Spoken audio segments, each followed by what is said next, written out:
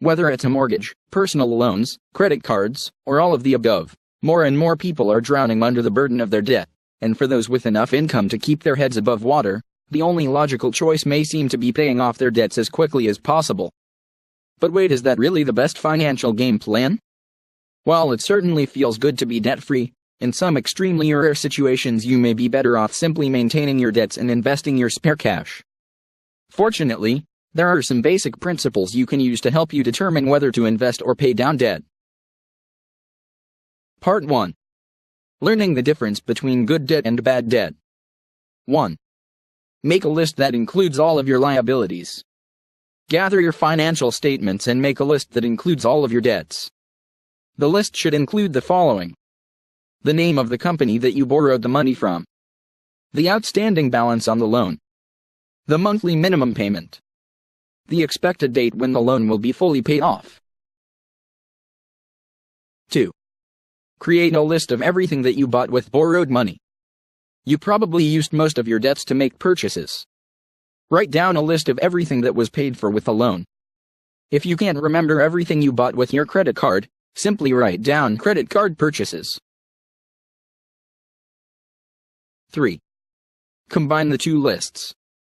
Create a master list that connects your debts to your purchases. For example, if one of your debts is a Visa credit card, list the purchases you made with that credit card under its heading. If you bought a house with a mortgage, list the house under the mortgage heading. Anything you labeled as credit card purchases from the step above is considered bad debt. Very rarely do people use a credit card to buy something that increases in value over time. 4. Separate your good debt from your bad debt. All of your debts will fall into one of two categories: good debt or bad debt. That's based on the following criteria. If the purchase involves something that typically increases in value over time, then it's good debt.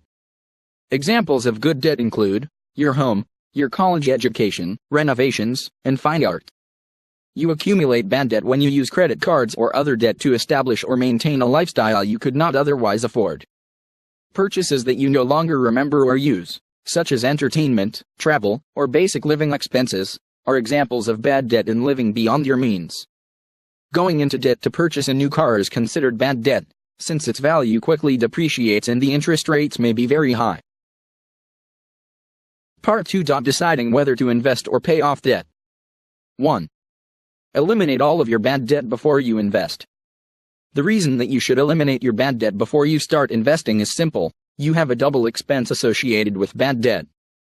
The purchases made with bad debt include items that go down in value over time, so you're losing money as those items depreciate in value. The purchases made with bad debt may have a high interest rate associated with them, so you're losing money by paying an interest expense. In the case of credit card debt, that expense can be quite high. However, just because something is interest-free, it does not make it good debt. An interest-free loan on an expense or depreciating asset could be bad debt. If you invest while you still have bad debt, you're taking a risk with money that could add to the losses you're already experiencing. 2. Invest once you only have good debt. If all the debt you have is good debt, you can invest because you'll typically see an appreciation in value of the things you purchased with the debt. If you purchased a house with a mortgage, that house will usually increase in value over the long term, though this is not guaranteed. That increase in value will offset, to some degree, the interest that you are paying for the mortgage. If you still have college loans, you invested in your professional career. Your salary should increase over time as you gain more experience or get promoted. However, consider that good debt doesn't always give the returns you hope for. The real estate market has proven to not be as steady as was once thought, and more college graduates are finding that their degrees aren't guaranteeing a good job. You need to examine the cost of good debt versus the expected return on investment. For example, it might be better to pay off a good debt with a high interest rate if your potential investment return is less than the interest on the debt. 3. Avoid incurring more bad debt once you've started investing. If you have to, liquidate some of your investments to purchase items that go down in value. However, avoid incurring more bad debt with losses that will offset the gains from your investments. A car, for instance, may be a necessity where you live, or for your lifestyle. But going into debt to buy the newest, Shiniest car is considered a bad debt. They are expensive, quickly depreciate, and the interest you pay is a waste of money.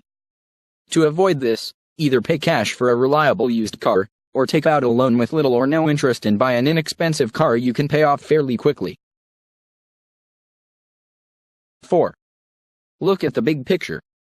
Debt can be scary and stressful, and, for the most part, it is best to get out of debt completely as soon as possible. However, paying off certain debts is not always the best decision in the long term. Don't become so obsessed with paying off debt that you don't look at the big picture. Sometimes it is worth it to keep your mortgage for the tax benefits. Paying in full for a second home by taking money out of your retirement plan, for instance, may seem ideal since you will have no debt. But, in fact, you must pay taxes to take money out of your retirement plan. It may actually be better to have a mortgage on the house and get a tax break. Plan carefully for retirement. Most people are retiring with some debt. This is okay, as long as you have carefully planned your finances post-retirement to be able to pay those debts. Experts recommend you have a spending plan for your retirement, which includes being able to pay off your debts. This may mean you have to work a few years longer than you'd like, but you'll be saving yourself stress and financial hardship in the long run. Tips. If you are married, be sure you and your spouse agree about the course of action you propose. When in doubt, pay debt first, and work out a compromise. Perhaps the more cautious partner will favor beginning to invest when your debt is lowered beyond a certain point. Being debt-free allows you to invest more aggressively and be more generous with charitable giving. Find others who are enthusiastic about reducing the debts in their life, and meet with them on a regular basis. Develop accountability partners who can help you make decisions about major purchases and walk with you through life as you climb out of debt. Consult a professional. Many accountants and professional advisors are available to help you come up with a plan that allows you to save for the future while also paying down current debts.